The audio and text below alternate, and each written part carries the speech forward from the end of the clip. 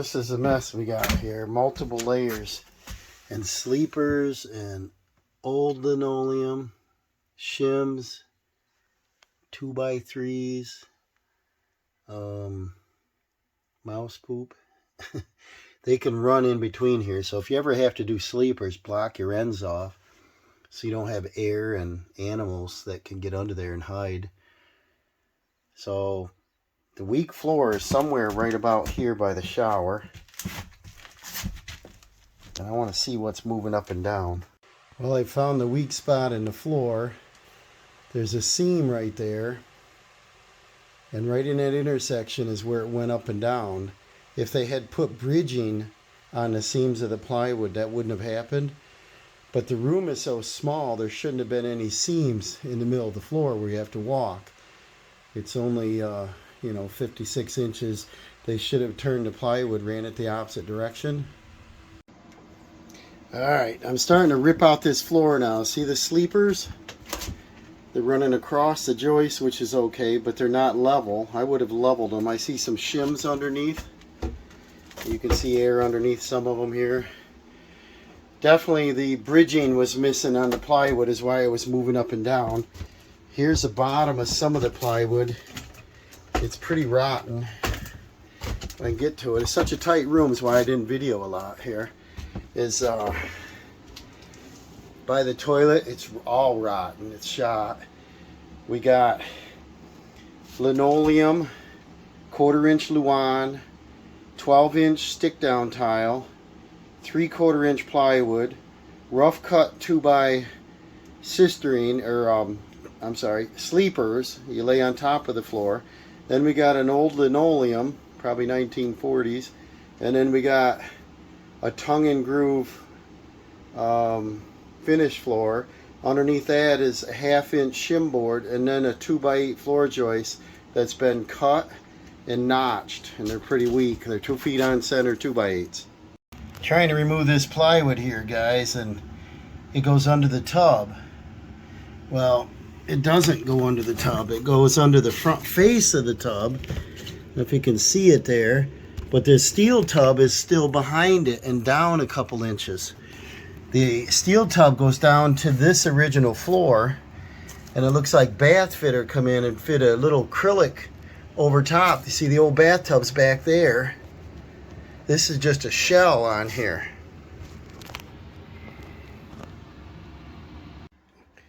This is what sleepers look like.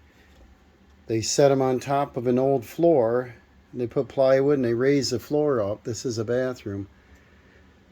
And it's all loose and moving, sagging in the floor, not level. So, alright, I'm alone today, so I'm going to go up and jounce on the floor. Not jump, just jounce. You know, adding my weight on it.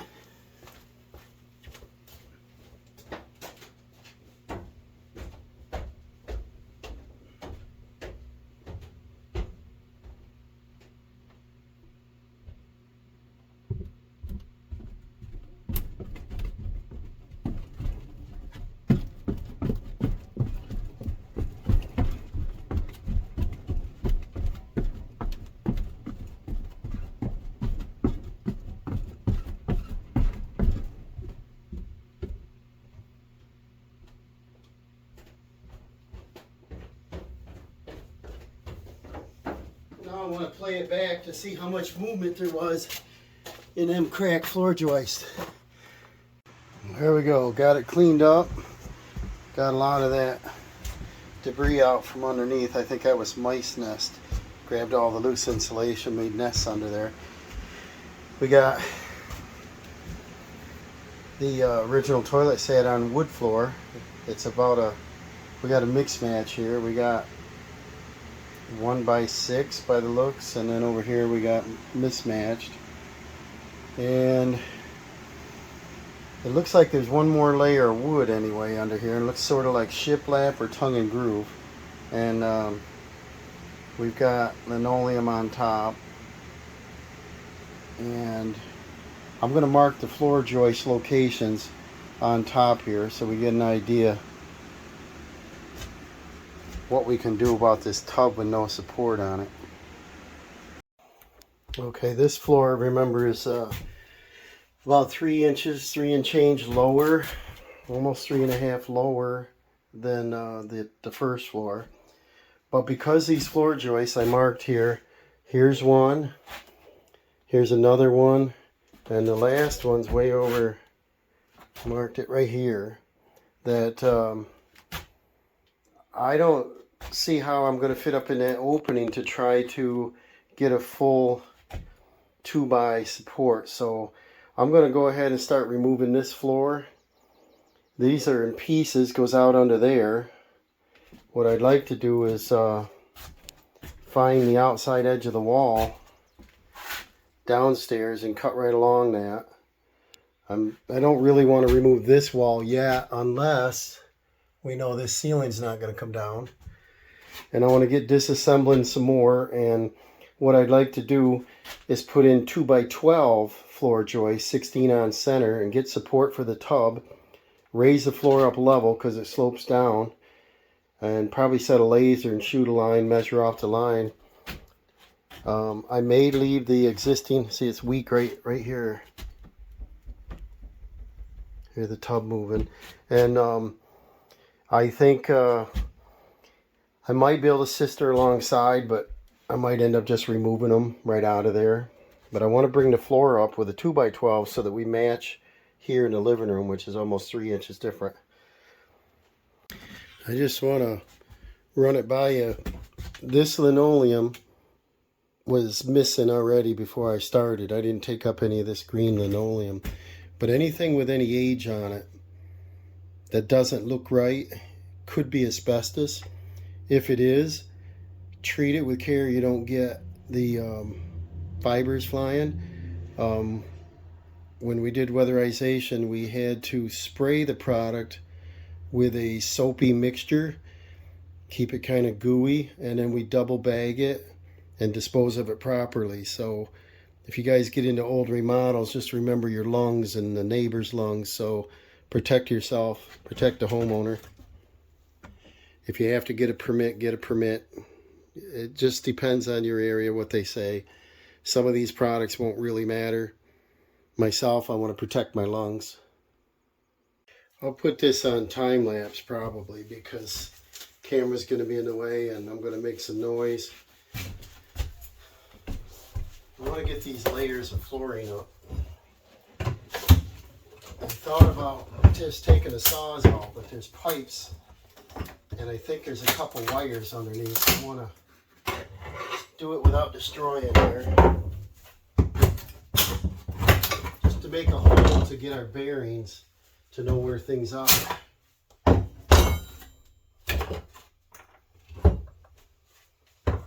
Ideally, I'd like to take the tub out of here, but the homeowners want to leave it. And it is so hard to work with around a tub when the tub is down 3 inches. What do we got here?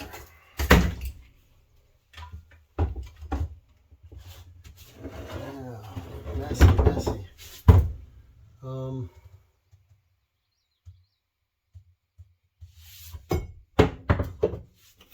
That wide board goes out under the exterior wall. These studs sit on, well, this one is notched out, but it goes down. The rest of them are sitting on the floor with no support. We don't build like that anymore. It's you know, you can't put weight on something that's non-supported. So we had to put this faucet back in just so they could turn the water on. I didn't want to cut pipes yet because the location's going to be moved. I don't want to buy parts we don't need later. And the floor goes out under that wall. If I can maybe cut a section so I can see where it goes, that way I can find out exactly how far I can go out. Because I want to take this complete wall out and I want to take this part out. And it's easier to take a wall out while I can stand up. So, like I said, I'll probably cut a hole here first just to see what's going on. Get our location going. Grab a Sawzall or something.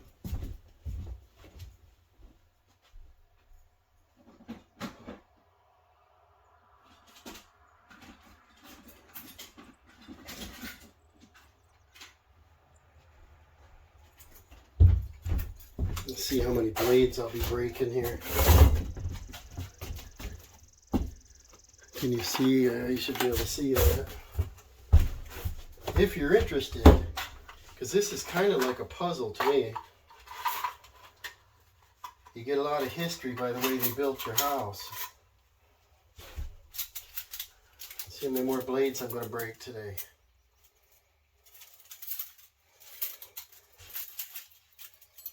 Try that one.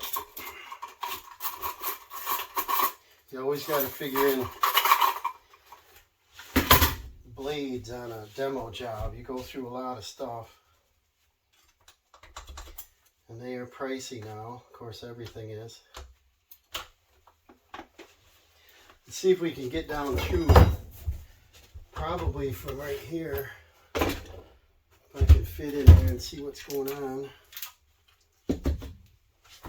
I don't believe there's pipes or wires this far over. We'll find out.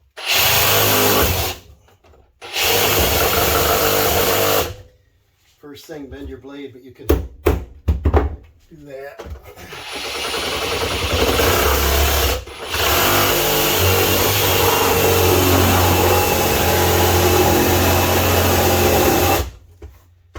Alright, that should make me a big enough hole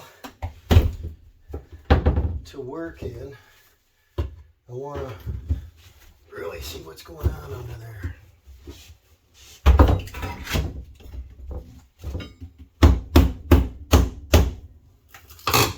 I'm not going to turn the fan on until it gets dusty.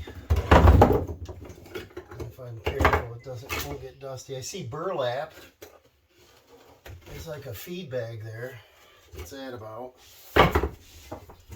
So let's come back a couple more boards. See what we get here.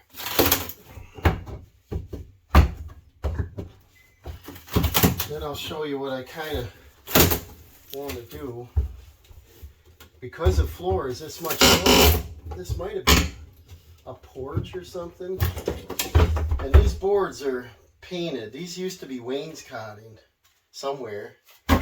May not have been in this house. It's just a lot of whatever they had, materials. I'll take up one more board here.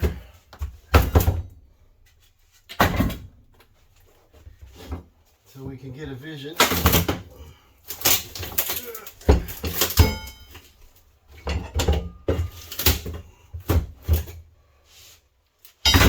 Okay, now there's a block wall. I'll bring the camera. I want to show you the mess we got.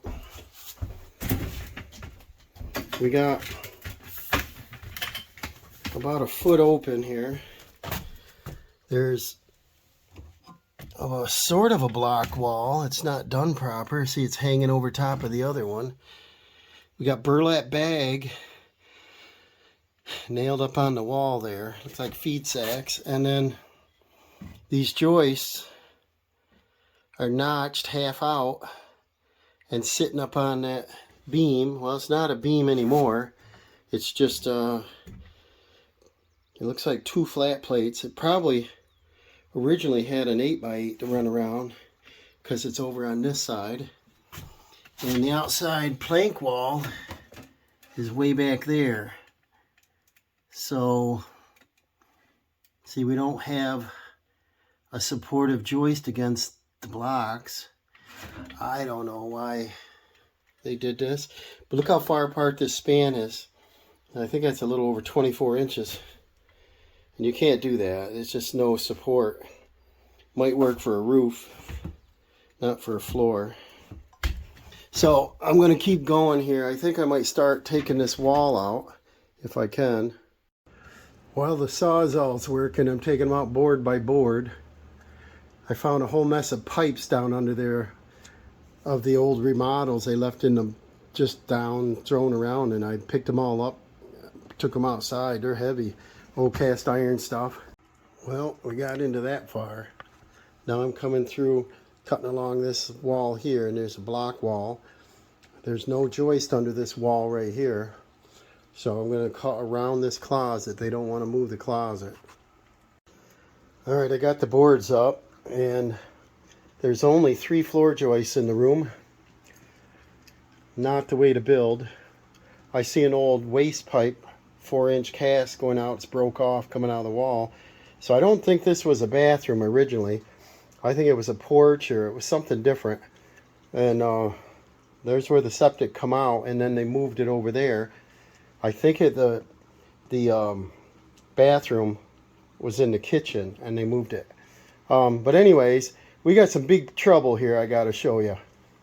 Alright, here's one joist holding up the bathtub.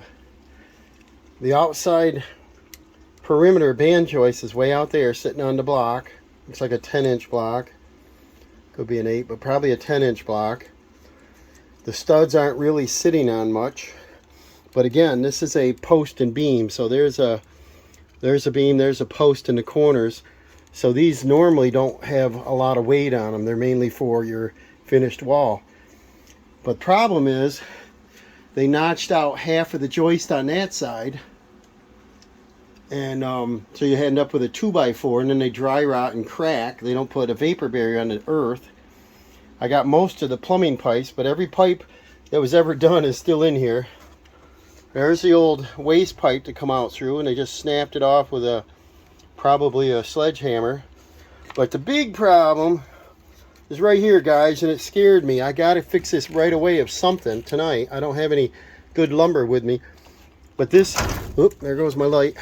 But this joist that has all the weight of this little wall, the tub, the surround, the shower doors, and all that floor over there, the only thing holding it up is this little thing right here.